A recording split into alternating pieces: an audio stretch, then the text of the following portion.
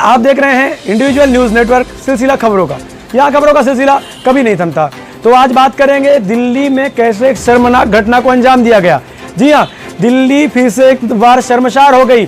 फिर से एक बार दिल्ली में हैवानियत की सारी हदों को पार कर दिया गया। निर्भया जैसे ही एक नया केस दिल्ली में सामने आया है। जी हाँ, दिल्ली के पश्चिम बिहार के पीरगढ़ी इलाके में एक 13 साल की मासूम बच्ची के साथ गैंग रेप को अंजाम दिया गया। हालांकि गैंग रेप था या रेप, इस पे अभी अटकलें लगाई जा रही हैं, लेकिन मुद्दतन रेप तो करा गया है। हैवानियत जैसी घटनाएं को अंजाम तो दिया गया है।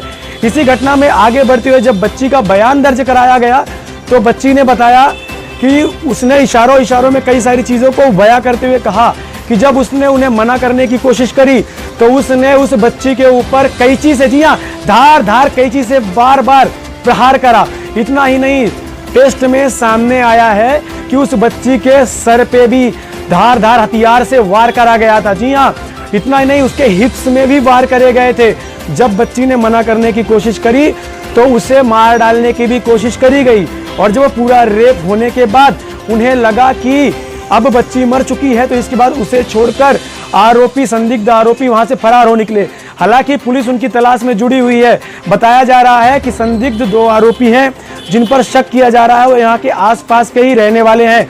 बताया जाता है कि यह बच्ची कमरे में हमेशा ही अकेले रहती थी, क्योंकि इसके जो माँ, बाप और बहन, एक बड़ी बहन भी है, वो दिहाड़ी पर लेबर मजदूर है। जी हाँ, प्रतिदिन वो काम के लिए जाते हैं और कमा कर लाते हैं। और हर दिन यह बच्ची पीरगढ़ी इलाके के एक 25 माले के बिल्डिंग में अकेले ही कमरे में रहा करती थी।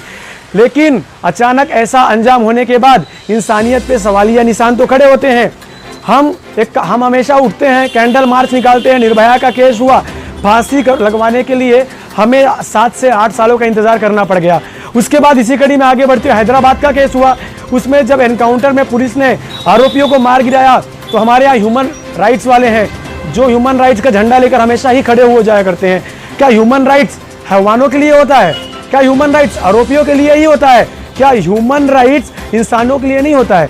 क्या ह्यूमन राइट्स उनके लिए नहीं होता है जिन बच्चों के साथ रेप होता है? क्या हमारी बहन बेटियां सेफ हैं? क्यों बार बार बेटियों के साथ बलात्कार किया जाता है? क्यों भारत में कोई भी कानून बलात्कार को नहीं रोक पा रहा है? क्यों ये संकुचित मानसिकता नहीं खत्म हो रही है? इसके पीछे क्या है? कौन सी मानसिकता है? क्यों सरकार इस पे कड़े कदम नहीं उठा पा रही है? क्यों जो फांसी का कानून बनाया गया वह सिर्फ और सिर्फ कागजों में रह गया? क्यों वह कानून अमल में नहीं लाया गया? सवालिया निशान तो खड़े होते हैं।